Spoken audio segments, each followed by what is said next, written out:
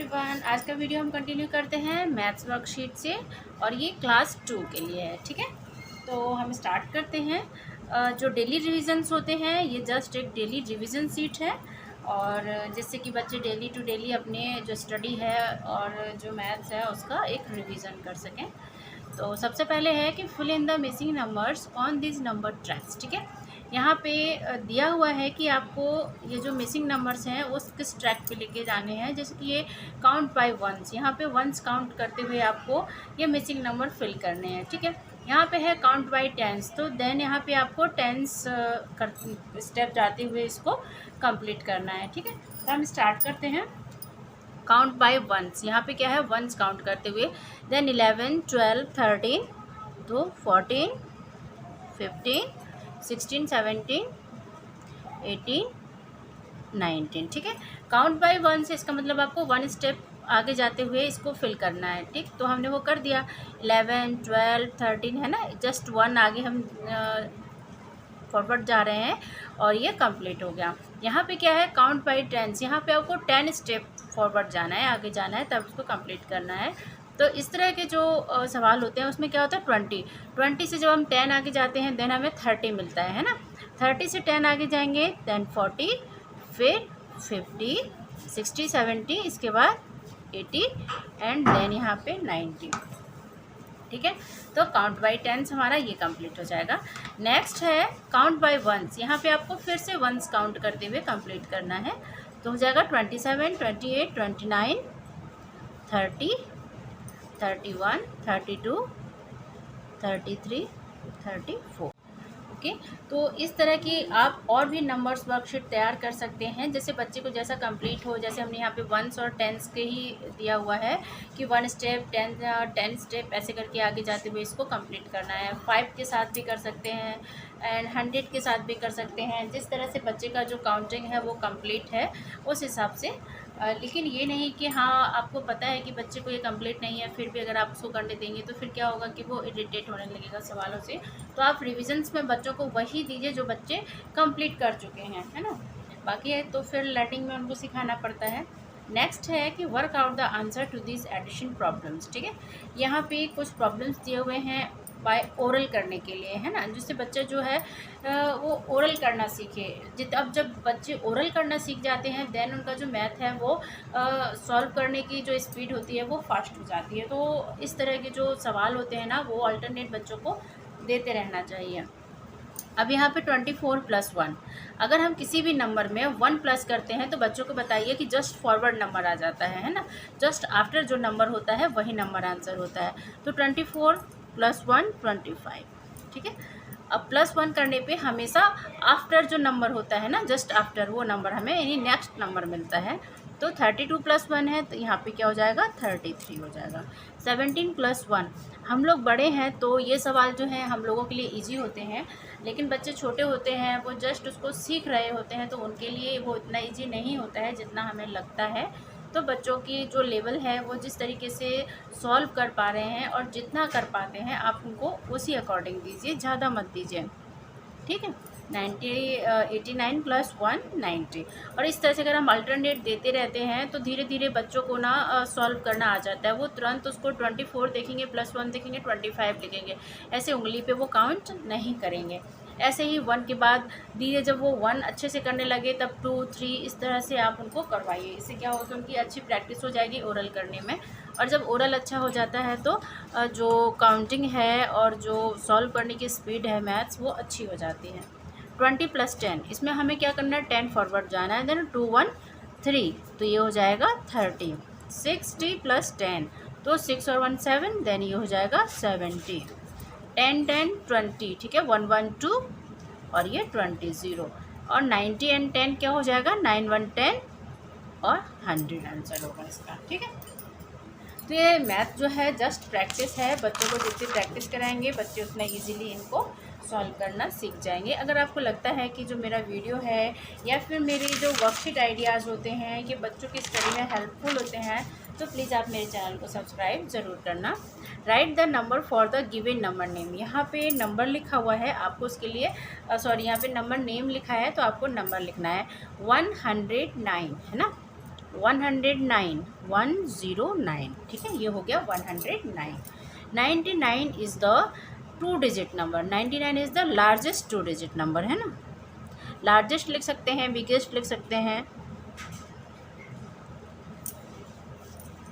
Plus 0 100, है ना। जब हम किसी भी नंबर में 0 प्लस करते हैं तो हमारे पास सेम वही नंबर आता है।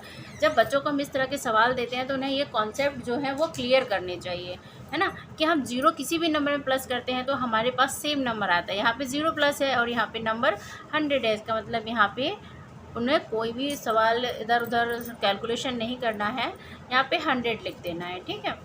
3 10s plus 5 1s, 3 10s and 5 1s, इसका मतलब क्या हो जाएगा 35, तो ये हो गया 35, ठीक है। राइट बिफोर एंड आफ्टर, यहाँ पे एक नंबर लिखा हुआ है और उन्हें जस्ट उसका बिफोर और आफ्टर लिखना है।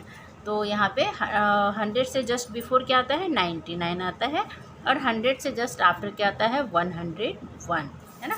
इस तरह की जो वर्कशीट होती है ना वो एक तो छोटी होती हैं और साथ ही साथ क्या होता है इनमें उनका बहुत सारा कॉन्सेप्ट और बहुत सारा की जो स्टडी मटेरियल होता है वो सभी कवर हो जाता है। जो बच्चे मतलब इतना हम लोगों को आइडिया हो जाता है कि हाँ बच्चों का ये कंप्लीट हो गया है, तब उन्होंने इस तरह से कंप्लीट कर लिया है।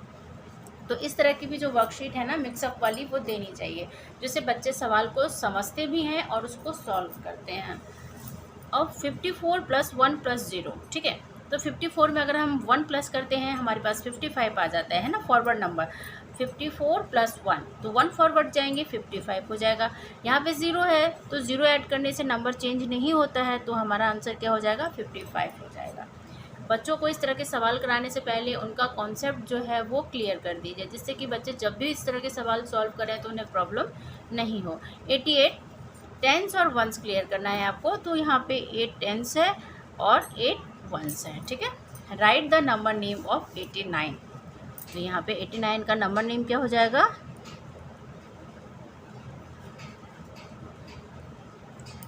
ठीक। ओके, नेक्स्ट है हमारा there are 55 shirts and 23 trouser in a store. एक स्टोर है जिसमें 55 शर्ट हैं, ठीक है, एंड 23 ट्राउज़र हैं। तो how many things are there in the shop, तो उस शॉप में टोटल कितनी चीज़ें हैं। तो इस तरह के जब सवाल हम सॉल्व करते हैं तो सबसे पहले तो बच्चों को सवाल क्लियर कर देना चाहिए, कि जब तक सवाल क्लियर नहीं होगा वो उसको सॉल्व भी नहीं कर पाएंगे अच्छे से। तो यहाँ पे है कि there are 55 shirt 23 trouser, 55 shirt हैं 23 ट्राउज़र हैं, तो टोटल कितने हैं। तो हम यहाँ पर लिखेंगे टोटल ये नंबर ऑफ शर्ट्स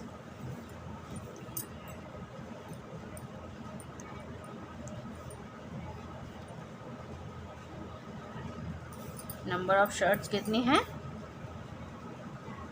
55 है, ठीक है।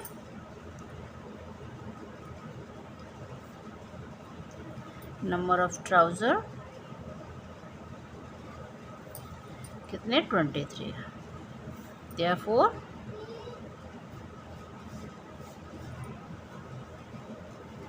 टोटल थिंग्स इसमें पूछ रहा है तो हम टोटल थिंग्स ही लिखेंगे और इसको क्या करेंगे प्लस कर देंगे, ठीक है।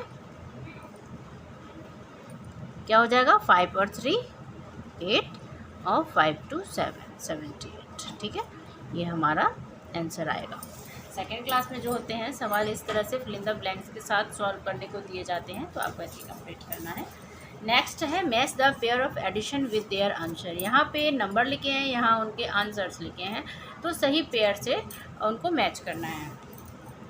तो इजीली है, यहाँ पे इतने सारे नंबर हैं, बच्चे कंफ्यूज होंगे, आप उनको शॉर्ट वे में बता सकते हैं। जैसे पहला नंबर है 200 199, है ना, तो 00 है, इसका मतलब लास्ट में 99 है, तो 99 जो आंसर होगा उसमें से वो मैच कर सकते हैं। तो यहाँ पे 3 जगह 99 है, 599 399 एंड 699, ठीक है।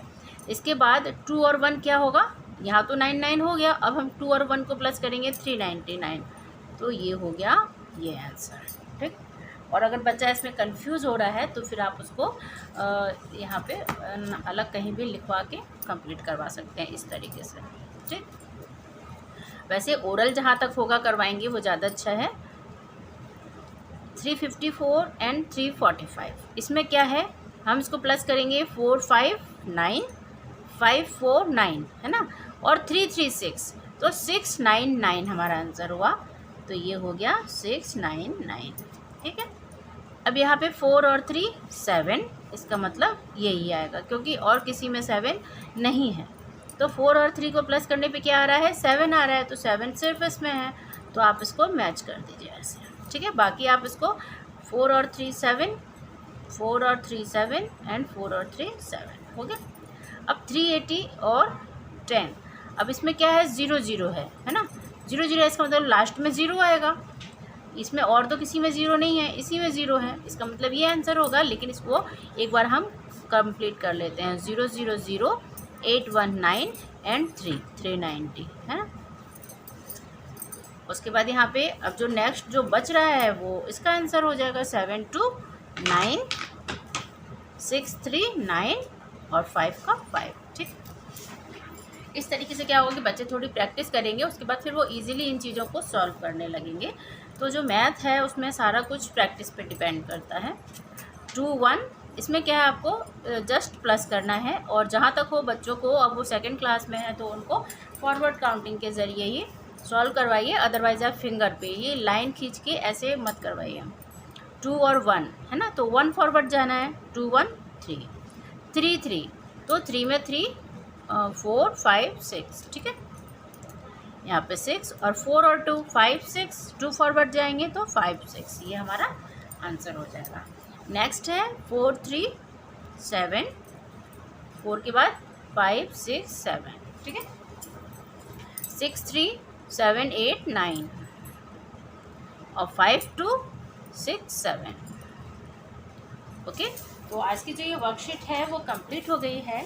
आप इसी तरह से same to same worksheet complete करवा सकते हैं। अदरवाइज़ अगर आपको और भी बच्चे को कुछ एक्टिविटीज़ देनी है और तरह के सवाल ऐड करने हैं तो आप उससे एक नई वर्कशीट तैयार कर सकते हो इसी बेस पे और उसकी प्रैक्टिस करवा सकते हैं। Daily to daily same class के लिए वर्कशीट अपलोड करना पॉसिबल नहीं होता है, लेकिन अगर आप उस क्लास की प्लेलिस्ट में जाओगे, जैसे सेकंड क्लास का है तो अगर आप सेकंड क्लास की प्लेलिस्ट जो है वो ओपन करेंगे तो आपको सेकंड क्लास के लिए वहाँ बहुत सारी वीडियोस मिल जाएंगे और आप अपने अकॉर्डिंग किसी भी वर्कशीट का और रिवीजन करवा सकते हैं बच्चों को। हम हमेशा ऐसी वर्कशीट तैयार करते हैं जिससे कि बच्चों को जो डेली रिवीजन है वो अच्छा होता रहे और बच्चों के टेस्ट की तैयारी, एग्ज़ाम्स की तैयारी, उनके बहुत सारे कॉन्सेप्ट जो हैं उसमें क्लियर होते रहें। तो अगर आपको लगता है कि जो मेरे वीडियोज़ हैं वो आपके बच्चे की स्टडी में हेल्पफुल होते हैं तो प्लीज़ मेरे चैनल को सब्सक्राइब ज़रूर करना। नेक्स्ट वीडियो में मिलते हैं, तब तक के लिए thank you and have a nice day.